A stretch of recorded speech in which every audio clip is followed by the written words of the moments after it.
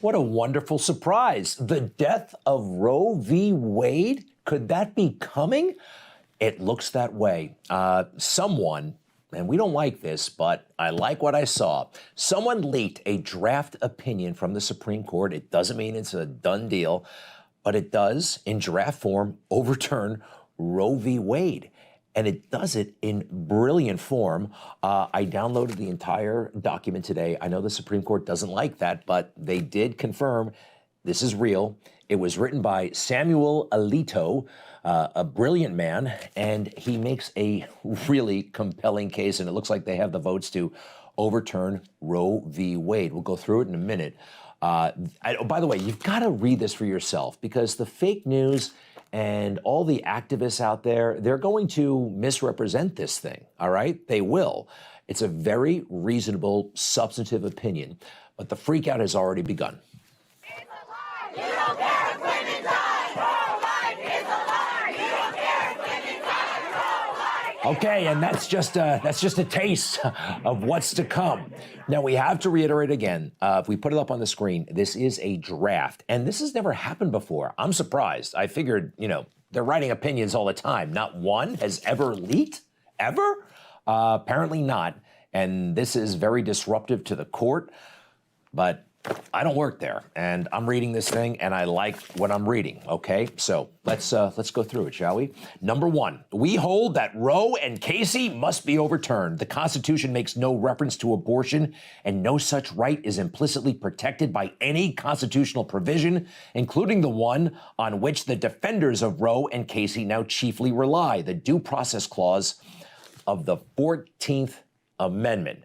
All right. Now, we do have some legal mumbo-jumbo here, but I think we can decipher it. It goes like this. That provision has held to guarantee some rights that are not mentioned in the Constitution, but any such right must be deeply rooted in this nation's history and tradition, and implicit in the concept of ordered liberty. And then they go on to explain how abortion is not deeply woven into our history. Right here, the right to abortion does not fall within this category. Until the latter part of the 20th century, such a right was entirely unknown in American law. They say this: not only was this decision wrong, it was egregiously wrong from the start. Its reasoning was exceptionally weak, and the decision has had damaging consequences. And this I love. It is so refreshing and about time. It is time to heed the Constitution and return the issue of abortion to the people's elected representatives. And look, if you're out there and you're pro-choice, remember this part, okay? Give it back to the states. They can make the call. This is not the Supreme Court's. And hey, did you know this? That only 6 countries besides the United States permitted non-therapeutic or elective abortion on demand after the 20th week of gestation. What are those countries, by the way? Well, America, and also Canada, China, Netherlands, North Korea, Singapore, and Vietnam. It's a very small list. Back to the ruling. Not only was there no support for such a constitutional right until shortly before Roe, but abortion had long been a crime in every single state. This was not a deeply held American tradition. And that's what it would had to have been if it wasn't explicitly mentioned in the Constitution. Now there's this, and I didn't know about quickening. Did you? We begin with the common law under which abortion was a crime, at least after quickening, i.e. the first felt movement of the fetus in the womb, which usually occurs between the 16th and 18th week of the pregnancy. Quickening, the movement the baby leaps in the womb, 16 weeks. And this is what the baby just might look like. Going back to the opinion, English cases dating all the way back to the 13th century corroborate the treatise's statements that abortion was a crime. And the inescapable conclusion is that a right to abortion is not deeply rooted in the nation's history and traditions. On the contrary, an unbroken tradition of prohibiting abortion on pain of criminal punishment persisted from the earliest days of the common law until 1973. This is important. Since it's not expressly mentioned in the Constitution, it has to be part of our history and it's not. The prohibition of abortion is part of our history. And by the way, they note, item 12, abortion is nothing new. It has been addressed by lawmakers for centuries, and the fundamental moral question that it poses is ageless.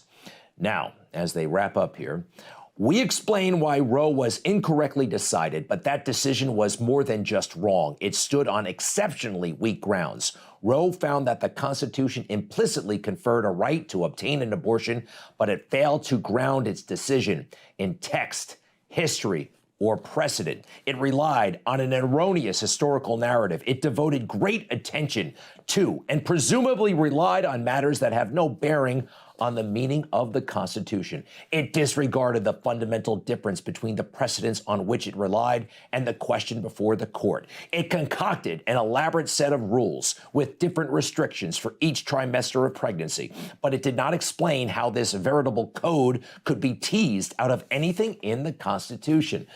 And here's where I'm really rooting for the court, all right? Because the blowback is and will be enormous. And they know that. They know that. And they write about that here. We do not pretend to know how our political system or society will respond to today's decision overruling Roe and Casey.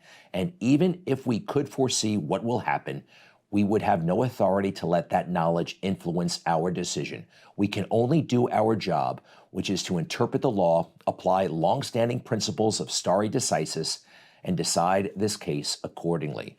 We therefore hold that the Constitution does not confer a right to abortion. Roe and Casey must be overruled, and the authority to regulate abortion must be returned to the people and their elected representatives. You know, everyone's saying, of course, this is fascism. They're totally overreacting. They have not read this opinion, which, again, if you do, you'll have respect for the court, and you'll know 10 times more than these people know. This is just the beginning. Next, they'll go after gay marriage and maybe the board, what is it, Brown versus Board of Education? Yeah. They already eroded our voting rights a little bit. So I see fascism down the line here. And my biggest fear is that this is not the end. This is the beginning of the evisceration of many of the rights we enjoy today. It would fundamentally change us as a country. It would fundamentally change the relationship between women and the government. Everything is at risk. This is an earthquake. It's an earthquake for constitutional rights in this country. It's an earthquake for millions of women in this country. Honestly, I want to cry. I want to cry in so many different ways. Well, have a good cry. You have a problem that the authority to regulate abortion must be returned to the people and their elected representatives? What's that to cry about? Everybody else totally ignorant, especially that Joy Behar, who, believe it or not, is not insane and is actually somewhat nice in real life. Now, this thing leaked. I don't have a problem with that, to be honest, but for those who work at the court or have worked at the court, like Ted Cruz, they tell us that this is major. Again, you could have told me before today that this happened 10 times, 20 times over I don't know. I don't work there, but to those who do, they're rattled. I have to say it is utterly stunning that anyone at the court would leak a draft opinion. In over 200 years of our nation's history, this has never happened. And I am appalled. This is the most egregious breach of trust at the Supreme Court that has ever happened. Presumably, some left-wing law clerk, angry at the direction the court is going, decided to betray his or her obligation, the trust that clerk owed to his or her justice and to the court.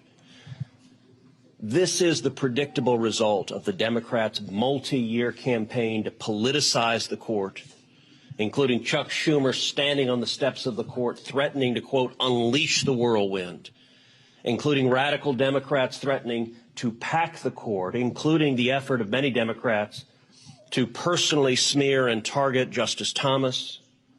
All of this is the vicious politicization of the court. And I got to say, I don't know how the court does its business going forward. Wow. All right. Look, I'm a big Ted Cruz fan. He's brilliant. I like him. I think someday he's going to be president. But I'm just not as outraged by this leak. I mean, I see him all the time. The legislative branch, the executive branch. Okay, it happened at the judicial branch. He used to work there. He was a clerk. We've seen it before. So we'll see. And as far as the justices, pressure on them from the public, that's why we give them lifetime appointment. Not to remove the pressure, but so they won't succumb to the pressure. And there's been a lot of pressure on these guys over the years. Take a look at this, 2000, damn near riot out in front of the Supreme Court, okay? That's why we give them those lifetime appointments. Okay, now there are people who are very upset out there about this apparent decision. I think it's good for the country, actually. I do. I think abortion, I think a lot that went with it, the sexual revolution, which seemed great for a while. I think we all know now, actually, deep down, this hasn't really worked out. Hasn't worked out for the American family, has it? Right? Now, what's the best environment in which to raise children? A family. And families are under assault. Take a look at these numbers. They are astounding. All right, in 1960, 74% of adult whites were married. That's down to 57% today. How do all the single people feel? Have they benefited from abortion on demand? Take a look at these numbers.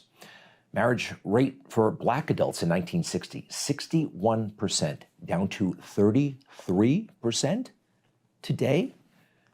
Is this helpful? I think abortion, I think it's a huge part of this. Let me know if I'm wrong. One more.